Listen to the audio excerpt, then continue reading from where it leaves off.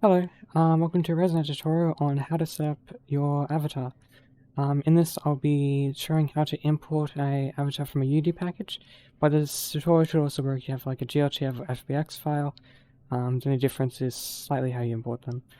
The tutorial is pretty full on, so if you ever get stuck, feel free to rewind. I've also put the Resonite Discord in the description if you ever need more help there, or if you see anyone with a green light bulb in their badges, that means they're a mentor and they can help you out if you ever see them in a session. With that said, let's get started. So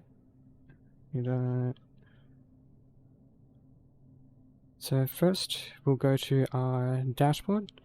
So on the dash, open up and go to the desktop tab. And once that's opened, if you're on the wrong window as well, what you need to do is the context menu button. Click that on top of the desktop, or radio menu button, some people call it. And then it'll bring up the desktop controls. Select the other window, and then you should be here. I just need to go back to open Unity though. So now I have already imported the Unity avatar or package into Unity. There are plenty of tutorials out there how to do that, so I'll skip that part for now. But for now, so once it's here, you should see somewhere there is a file that has .fbx on the end there. And with that, all we need to do is drag the Unity project over. So we have Resonite in the background there. And when you found this FBX for your avatar, just click, drag, and drop. And then this window should pop up. And then that process is the same. You have like a regular FBX that isn't in Unity. You just drag it from the file browser into Resonite, and then it should bring up this window. Same for GLTF or even blend files. Of this, we click 3D model, regular test avatar, and then either auto humanoid height or meters if it is, say, meter scale. So we'll do meters for the Chibi Kobodal. Run import, and we'll give it a second.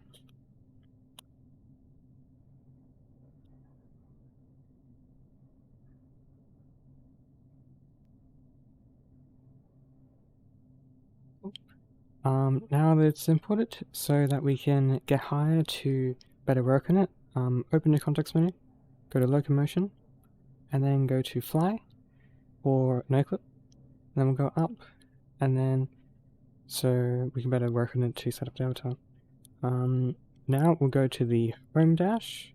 Don't mind these two facets as a custom, but one we're looking for is the avatar creator. So just click on that one. And then once it is opened, it should pop up. And then we'll take the headset, place it roughly in the center of the avatar. Go to the avatar creator, click align forward, align up, align right, center head position, and try to align hands. Don't worry about the last one. So once this is done, what we'll do is we'll grab the hands and just position them so they're roughly where the actual avatar hands are. Something like so.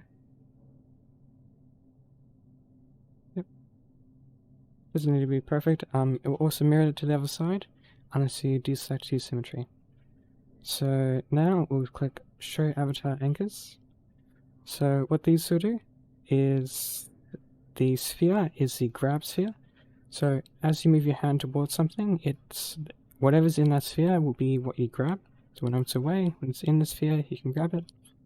So we'll put these spheres just roughly inside the palm of the hand. Like so.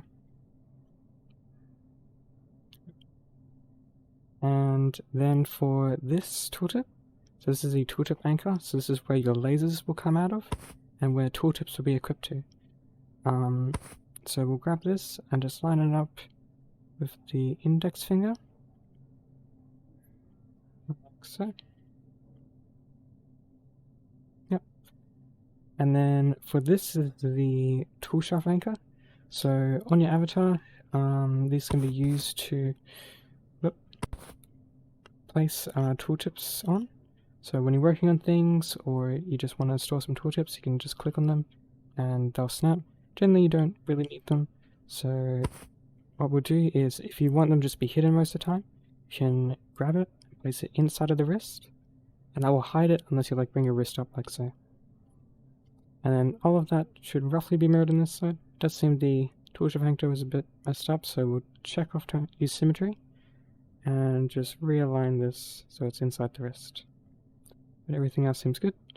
So with that done, we'll go back here. Make sure setup eyes is checked. Don't need to worry about the volume meter. Set up face tracking. If you have face tracking, check that. If you don't, or if you're planning to use face tracking either, you can leave it on or you can leave it off. You can set it up later if you need, but it won't really affect anything if it's on and you don't have face tracking. And make sure protect avatars on, because that will apply simple avatar protections for you, and that will help prevent against other users adjusting materials or taking out meshes of the avatar. Once it's done, hit create, and then you'll see the legs start moving, and when you click and then equip avatar, you should be inside of it. So if I set person, see now we're inside of it. Sort of done though, as we still are missing some textures and stuff, as I want to do the green Kobodal, and we're missing dynamic bones and such. So I'll go back into my avatar, and so we'll place this down here. I'll go back into org, and we'll go to the desktop tab again, and then what we'll do is we'll go into textures, Jedi green, or first we'll get these two because these are universal. So these are the ambient occlusion textures. We'll just click, drag, and then there we go, image slash texture, put that aside. Same for this one, click, drag, image slash texture, we'll leave those two there, and then we'll go to Jedi green, and then we'll grab the main albedo texture, image slash texture, that'll be for that one, and we'll grab this normal map, image slash texture,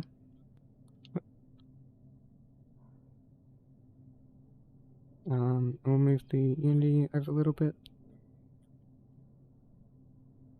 and grab the eyes too, and then we'll just repeat this process for all of the different textures.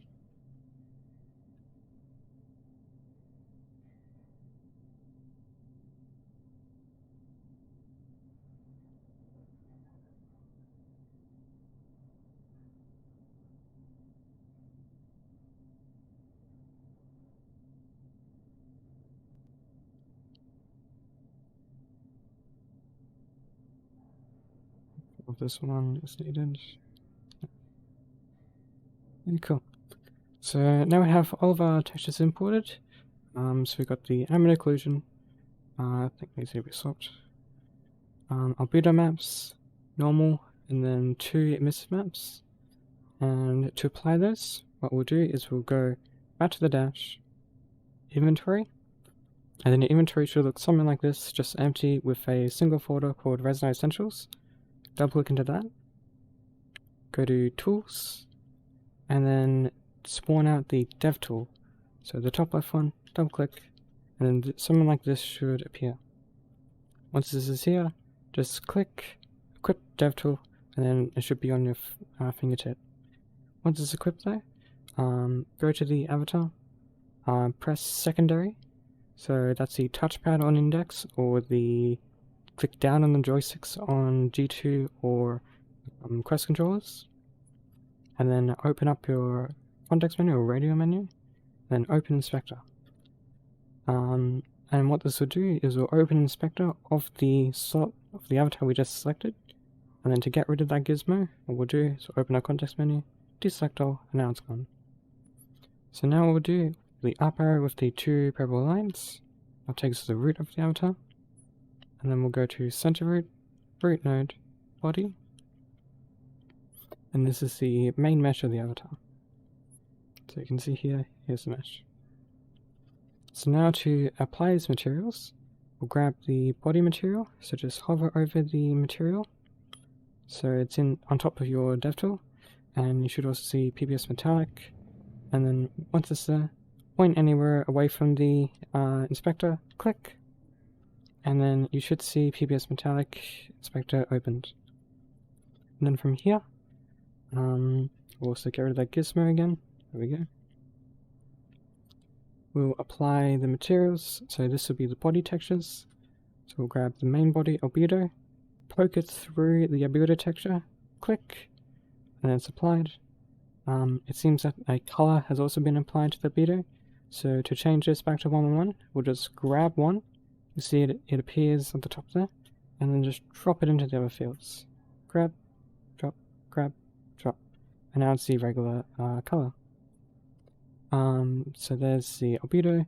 We'll grab the emissive as well, that's the black one with just white on it. Pop that in there. Although we will need to give the emissive color, so we'll just grab one from green, or anywhere, and then drop it into green, and now it's emissive green. You can also change the emissive color if you want, but that's up to you. And then we'll go down, and we'll grab the ambient occlusion map, poke through occlusion map, click, and then that's done. And now we'll grab the normal map, poke it through normal map, click, and normal map's applied. The normal map will turn red, that's fine, nothing to worry about, it's just more efficiently stored that way, but it should act completely the same. As you see, it's still blue here. So once that's done, we'll close this, and then do the same for the misc material. Again, grab it there, click, bring it up here, move this out of the way. You can destroy these material orbs as well. Once that's brought out, it won't destroy the material unless you click the X here. And then once it's here, we'll do the same process again. Albedo, click. Make sure all those values are just 1. There's no emissive for misc, so we'll skip that. We'll go to normal, click, and then occlusion, click, and then that's it for misc. And then again for the eyes.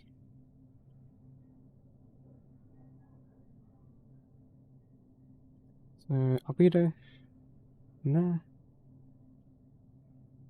and then emissive in there, and there we go. If you want for the eyes as well, you can adjust them to make them more reflective by scrolling down and increasing the smoothness to like 0.8 or something, and then you'll see that the reflectiveness of the eye increases as you increase that. So we'll do that. There we go. So now the materials are done, we'll set up the dynamic bones, so the ears and tail move. So we'll go down amateur, hips, tail root. See the bone there has been selected. And we'll go attach component, go to physics, double click, dynamic bones, double click, dynamic bone chain, double click. This should flash green, and then we close the components menu, and then we'll scroll down until you see setup from children. Click that. You may also see these, don't worry about those, just ignore them. But if we click that, then you should see a bunch of options appeared here. And then if you move the tail, it should now move. And then if you want to adjust the dynamic bone, we'll scroll back up. And we can increase like stiffness or elasticity, and then you'll see it behaves a little differently. So now we'll do the ears. So we'll go spine, chest, neck, head. And so we don't have all of these different hierarchies. We'll double click on head so it gets selected, and then click the 2 arrows above and below the purple line. Click that, and I'll focus the inspector onto that slot. And then once that's selected, we'll go to ear right, touch component, physics, dynamic bone chain. Scroll down again. Click setup from children, and that ear now works. And again, left ear. Physics, generic bones, generic bone chain. Scroll down. Set up from children. And there we go. And then you can just repeat this process for the hair root. And although for the hair root, as it has a root object with a bunch of separate generic bones in it, I'll show you how to remove the first generic bone so it doesn't move the entire hair. So go attach component, physics, generic bones, generic bone chain. Set up from children again, but this time we'll scroll back up, and well, it should still work for the most part. You may want to just go all the way up to the first slot, and it says hair root. We'll just click the X there. That removes it from the generic bones list, and then it should work a little better. I'm just going to increase the stiffness a little bit, elasticity, dampening, maybe more stiffness. There we go, just so it doesn't move too much. And then you can do the same for the fluffs in the back of the head or anywhere else in the avatar. So now we'll get back to the root of the object by clicking the up arrow to 2 purple lines next to it. And while the avatar is mostly done now, you may see in my view that there's, if I go here and I move this back, this is what I see. So you can see how the snout and the hair's in the way. Some people may not like that, so what we can do is, I'll move this back a little bit, is we can go, yep, we will go double click on the root of the avatar, deselect it, doesn't really matter though, and then we'll click this button with the down green arrow with the purple line and then a plus above it, click that, and now make the slot an empty child. So if you double click on that, so there's nothing on it, but it's underneath the avatar's root. If we move the avatar around, you see that slot also moves around. So now with that done, we'll go attach component, users, common avatar system, and then avatar render settings. Double click on that, and then this component should appear. And then we will enable file clip and increase this to like 0.1 or something. And now if we go back in the avatar, there should no longer be any hair or nose in the way. Although if you notice that your like vision is cutting out, like you can see there, too close, you can reduce that value to like 0.05 or to whatever value you need until it looks good for you. Or even 0.1 though, because that seems to be good for this avatar. Once that's done though, to save the avatar, we'll stay back in it. We'll go to the root of the avatar to name it.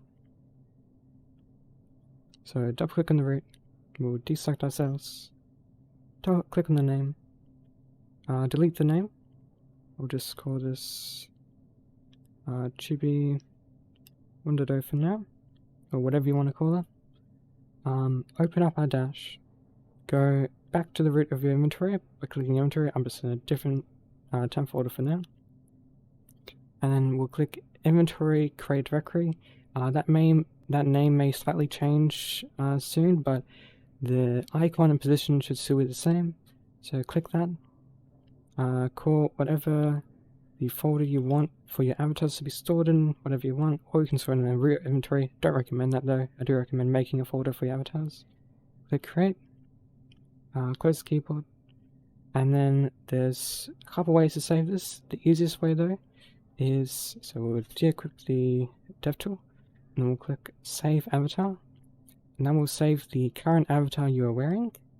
Another way is from the inspector, so grabbing the slot of the inspector, but you don't with the dev tip or not without the dev tip, doesn't really matter. And then clicking save held, that will also save the avatar. Or if you're in a different avatar, you can just grab the avatar, open your context menu, and then click Save to Inventory. That will also work. But once that's done, if you want to make sure you stay in this avatar when you go to a different world or something, click on the avatar, and then click Set Avatar. That'll make the avatar pink, and that means that it's favorited, and whenever you go to a different world, you will automatically spawn as avatar. And then if you're ever in a different avatar, and you want to be in the avatar and you don't have spawn permissions, just click on the avatar, and then click Equip, and that will put you inside of the avatar. Whoop. I'm going to break a little bit there. But once inside of it, that should be it. So one more thing some users may want is for their dynamic bones to be grabbable, so like pulling on ears and stuff. So to do that, we'll go back to side of root, body, amateur, hips, spine, chest, neck, head. Scope back onto it again. Go to the right ear, and then on the dynamic bone chain, we'll scroll down, and then you'll see is grabbable. Enable that, and then you'll see if I grab the right ear now, whoop, I can now grab it around and pull it and stuff, and that will work the same for the tail and so on. Apart from that, that should be it. Again, I'll have this completed avatar in a public folder in the description. To spawn that out, just copy that link, and then Control V or paste some clipboard from your dash into Resonite. And what that'll do is just spawn out the public folder, save that to your inventory, and then you can open it and have a look at this completed avatar if you need to reference it or something. Again, the Resonite Discord is also in the description if you want to, if you have any more questions. Mentors will also be around if you need help. Hopefully that helps, and enjoy your stay.